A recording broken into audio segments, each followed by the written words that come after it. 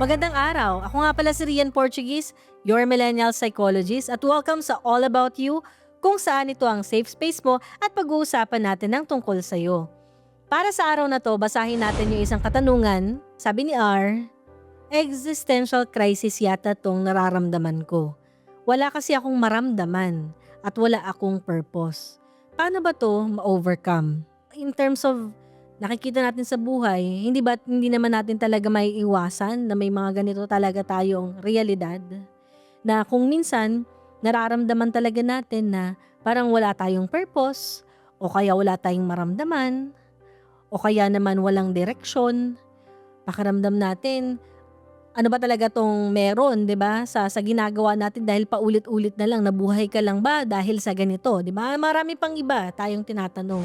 Good thing na meron kang hope. Yung hope, yan yung pagkakapitan mo. Kasi minsan wala na talaga tayong nararamdaman kundi yan lang yung at least kahit mahinang-mahinang pag-asa. Oo, yung umaasa ka kahit papano na kahit hindi mo alam lahat, kahit na hindi natin alam kung ano yung mangyari bukas, pero baka naman, siguro, meron pa ring ibig sabihin itong mga nangyari sa akin. Di ba? Hope yun eh.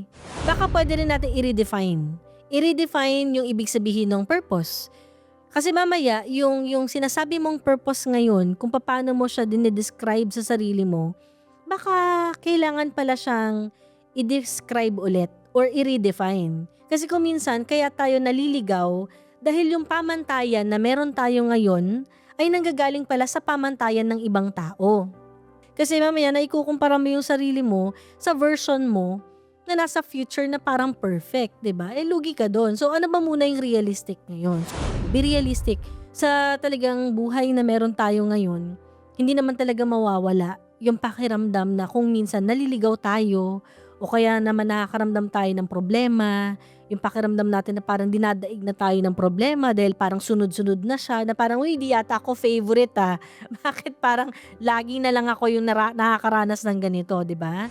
Hayaan mo yung sarili mo na mag-focus dun sa proseso, hindi dun sa outcome. No? Ganun din sa existentialism eh.